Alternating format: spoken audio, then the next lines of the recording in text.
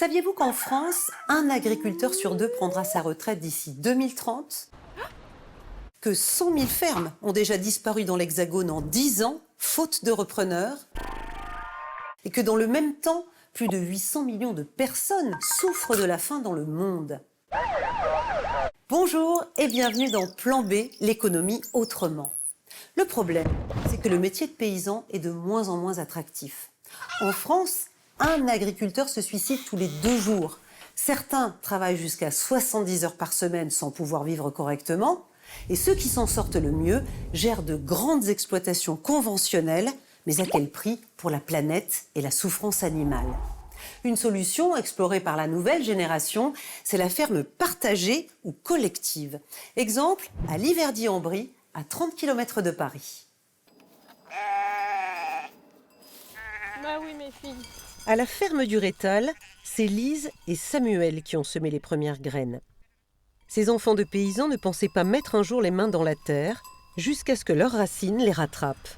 Le métier d'agriculteur, on ne nous a pas dit, mes sœurs et moi, enfants, que c'était une option viable. Parce qu'il suppose quand même beaucoup de temps de travail et assez peu de moyens d'existence.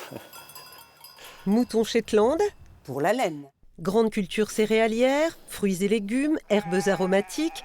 Samuel a repris l'activité de ses parents en 2017 avec Lise, sa compagne. Dès le départ, ils optent pour le collectif.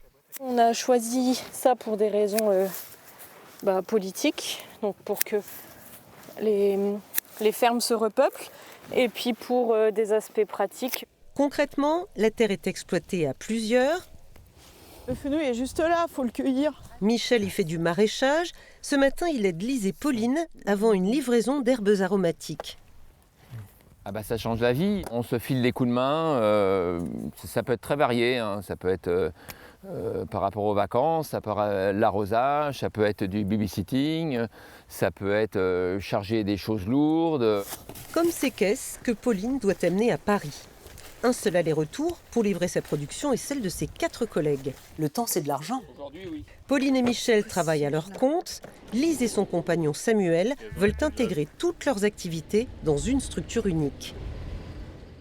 Si une année a été mauvaise pour tel type de production, et telle autre production peut compenser pour se garantir des aléas climatiques, financiers, techniques, etc. Fonctionner à plusieurs a donc des avantages économiques et pour la qualité de vie, mais ça n'est pas toujours simple. Non, j'essaye de faire. À la ferme du Rétal comme ailleurs, la difficulté tient en 3 lettres. P, F, H. Le putain de facteur humain, donc qui fait qu'on a tous nos humeurs, on a tous nos problèmes différents. C'est un peu comme la famille, C'est des gens que tu n'as pas toujours choisis et puis qui sont là et il faut faire avec. Pas de quoi effrayer Lise et Samuel, qui accueilleront bientôt 2 nouveaux collègues, 2 secondes. un meunier et un boulanger, pour transformer les céréales en farine et en pain.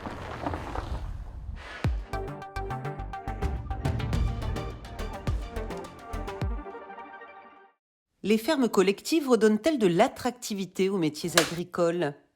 La réponse est oui, parce que les exploitations coûtent de plus en plus cher. Et on voit tous ces chiffres qui montrent l'érosion du nombre d'agriculteurs. Et en fait, ça se traduit par « je remplace un agriculteur par un tracteur ». Et ce tracteur, il coûte de l'argent. Je remplace un éleveur par un robot de traite qui coûte aussi de l'argent.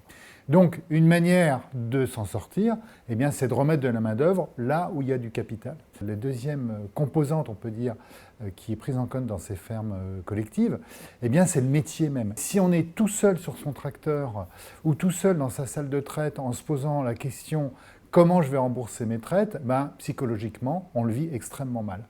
Et la ferme collective permet de sortir de cette solitude. Voilà ce qui fait l'attractivité de cette forme de ferme collective pour l'avenir. Est-ce un modèle adaptable à de grandes exploitations ? Alors, à la grosse agriculture, je ne sais pas, mais à la moyenne agriculture, oui. Et je pense que c'est précisément le but de ces fermes collectives. Ce qu'elles visent, c'est d'avoir des 30, 80, 100 hectares en mettant plusieurs personnes, en combinant ce qu'on appelle plusieurs activités agricoles, de l'élevage, des cultures, du maraîchage, etc.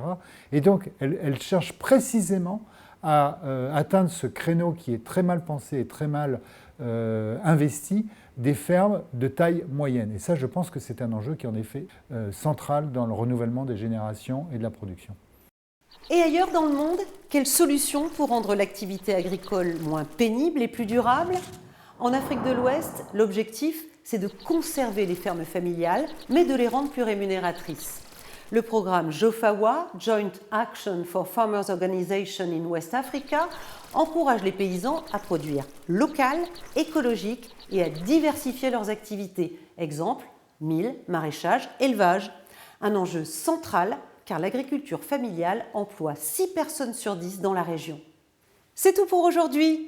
Merci d'être fidèle à Plan B. Pour d'autres recettes sur l'économie autrement, le site internet de France 24, les pages de l'émission sur X et sur Facebook ou ma page LinkedIn.